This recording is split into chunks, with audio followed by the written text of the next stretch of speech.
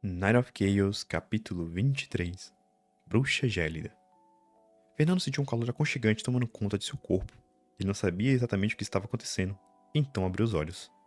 Então teve uma visão surpreendente. A poucos centímetros dele havia uma linda mulher de cabelos prateados. Provavelmente era a mulher mais bela que já viu na vida. Poucas daquelas modelos ou famosas da Terra chegariam aos pés dela em termos de aparência.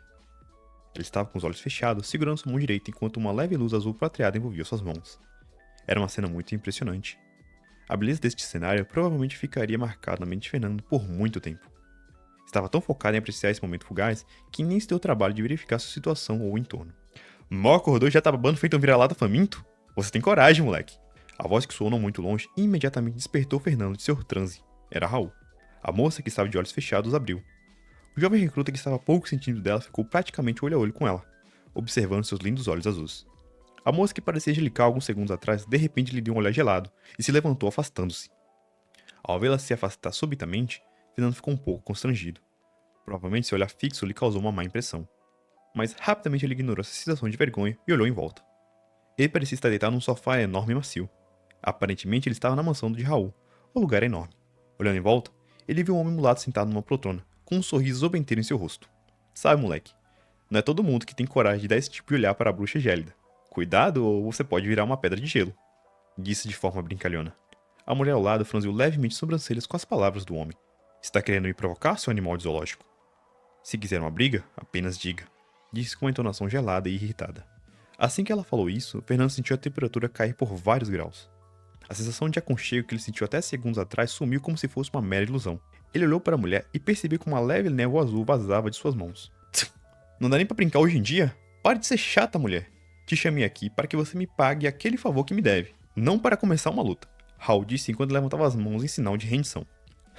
Se eu não fosse alguém honrada que preza pelas minhas dívidas, eu te transformaria em uma escultura de urso de gelo agora.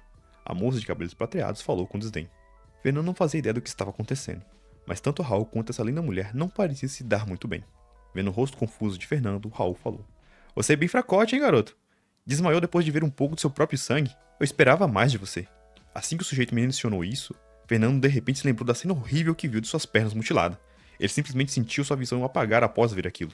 Ao se recordar disso, uma expressão ansiosa tomou conta de seu rosto e ele se sentou apressadamente para checar o estado de suas pernas. Mas, para sua surpresa, apesar de suas calças estarem danificadas, suas pernas estavam em perfeitas condições, sem qualquer sinal aparente de haver sofrido um grande dano nelas. Isso o deixou atordoado. Surpreso? Sua situação estava feia mesmo. Suas pernas pareciam carne moída. Felizmente, essa mulher grosseira chegou a tempo de conseguir lhe curar. Raul disse apontando para a mulher de cabelos prateados. Me chame de grosseira de novo, e será suas últimas palavras, seu rato de esgoto. Tanto faz. Fernando, essa mulher se chama Galha. Junto a mim, ela é uma das 3 tenentes da 13ª guarnição.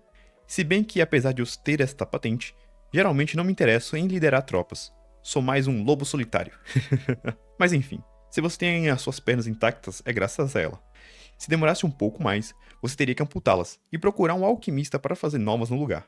Isso seria bem chato. Disse como se não fosse nada demais. As palavras do homem moreno assustaram um pouco Fernando. Perder as pernas? Num mundo onde tudo dependia da sua própria força?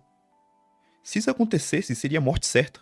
Ele não sabia se era de fato possível recuperar membros perdidos neste mundo como Raul havia dito. Mesmo se fosse possível, duvidava que seria algo que poderia pagar. Por isso ficou extremamente grato a essa mulher por ajudá-lo. Moça, digo, senhora, obrigado por curar minhas pernas. O jovem pálido agradeceu da forma mais respeitosa possível, pois apesar do rosto angelical, o fato dela ser uma tenente de uma guarnição conhecida por sua agressividade significava que ela não era alguém que se podia ofender. Calado, inseto, não se dirija a mim. Como se eu me importasse com uma formiga como você. Simplesmente vim pagar uma dívida. E curar um lixo como você faz parte do acordo. Galha disse de forma altiva. As palavras arrogantes da mulher fizeram Fernando ficar irritado internamente. Mas ele não demonstrou qualquer emoção em seu rosto. Também se conteve de falar algo. Mesmo ignorando o fato dela ser uma tenente de uma guarnição, ela ainda era uma pessoa que curou seus ferimentos. Ele não iria demonstrar utilidade a alguém que o ajudou, por meras palavras. Vendo a falta de reação do rapaz à sua frente, Galha simplesmente bufou friamente e sequer lhe deu outra olhada. Fernando se sentiu extremamente incomodado pela atitude grosseira da mulher, mas resolveu continuar ignorando isso. Senhor Raul, o que exatamente aconteceu? Pensei em ter dominado os passos tirânicos. Como a situação ficou daquele jeito? Cada vez que usar aquela habilidade eu vou terminar naquele estado? Perguntou ainda temeroso ao se recordar do que houve. Claro que não. Você acha que eu sou tão inútil ao ponto de criar uma habilidade que deixaria minhas pernas ferradas a cada uso? O problema é que você demorou demais acumulando mana em seus músculos. Você ficou parado com cara de idiota acumulando mana e mais mana. Se eu não lhe avisasse, provavelmente suas pernas teriam explodido no local. Afinal, que porcaria você estava pensando? Isso... Obrigado por me avisar. Sr. Raul, eu admito que acabei me distraindo. Aquela sensação estranha que tive ao usar a habilidade me deixou desnorteado. Por um instante me deixei ser tomado por ela. Sensação? Do que você está falando? Ao aprender a primeira habilidade, tudo que você deveria sentir é a dor absurda, nada mais. É por isso que tão poucos podem seguir este sistema, mesmo que tenha algum talento nele. A maioria simplesmente não suporta sentir dor. Mas você disse que sentiu algo diferente? Me diga exatamente o que era. Não sei explicar. Era algo como um calor queimando todo o meu corpo, uma sensação agradável, boa misturada à dor. Foi algo bem único. Fernando explicou com alguma dificuldade. Isso não pode ser. Você mal aprendeu uma habilidade? Como poderia ser? Raul pareceu perplexo pelas palavras de Fernando. Um rosto rígido e sério tomou conta de sua face. Galha, que estava desinteressada em interagir, se sentiu surpresa pela reação do tenente. O homem conhecido como rustiânico só sabia brincar sobre tudo. Raramente ficava sério desta forma. Esse cara... Por que essa reação? Ele geralmente é só um vagabundo que apenas ouve o capitão. Por que se importar tanto com ninguém como este recruta? Apesar de suas dúvidas, Galha não se intrometeu. Rapaz, eu quero que cheque seus atributos agora. E imagine ele visível para as outras pessoas. Raul disse quase como se fosse um comando. O pedido repentino de Raul surpreendeu Fernando, pois apesar de conhecê-lo há pouco tempo, esse não parecia ser o modo normal de agir. Mas apesar de achar isso, ele seguiu o que foi lhe dito, e chamou internamente pelas suas informações aparecessem para ele, e fosse visível para todos. Nome, Fernando Nóbrega. Idade, 18 anos. Status, recruta. Noviço, 2 estrelas. Nível 3, atributos. Físico 8, inteligência 10, agilidade 7, magia 7, mana 70. Compatibilidade, nível 5. Os atributos do rapaz pálido chocou ambos os tenentes, inclusive o próprio Fernando. Seu físico e sua agilidade subiram um ponto cada desde a última vez que ele checou. E o mais importante, era que ele era noviço 12 estrelas. Era referente ao sistema que o Raul lhe ensinou? Se sim, por que ele já era 12 estrelas? Cacete! Você não só aprendeu uma habilidade, como soltou diretamente para noviço 12 estrelas? Nada mal, pivete. Agora sim eu posso dizer que você está qualificado. O tenente riu vigorosamente ao ver os atributos de Fernando. O que isso significa, Sr. Raul? Parece que meu atributo físico e agilidade aumentaram um ponto cada. E por que eu sou noviço 12 estrelas? É bem simples. Cada vez que você evolui no sistema de habilidade, você ganha um ponto de atributo aleatoriamente entre físico e agilidade. Isso porque as habilidades reforçam seu corpo. De qualquer forma, você conseguiu avançar 2 vezes, por isso conseguiu 2 atributos. Respondeu sorridente. Mas por que eu sou noviço 12 estrelas? Eu nem sei das qualificações para ser um noviço 1 estrela e já avancei para outro subnível. Fernando estava confuso. Apesar de estar contente por ter ficado mais forte, ele era do tipo que odiava quando as coisas que ele não compreendia aconteciam consigo mesmo. A qualificação para entrar no sistema de habilidade e ser considerado um noviço de 1 estrela é bem simples. Basta aprender uma habilidade. E isso você conseguiu aprender, mesmo que não completamente os passos tirânicos. Já o segundo subnível é mais complicado, pois trata-se de algo psicológico. Diferente do sistema de magia, que é algo mais mental e sobre visualização, o de habilidade foca mais no próprio corpo e psicológico.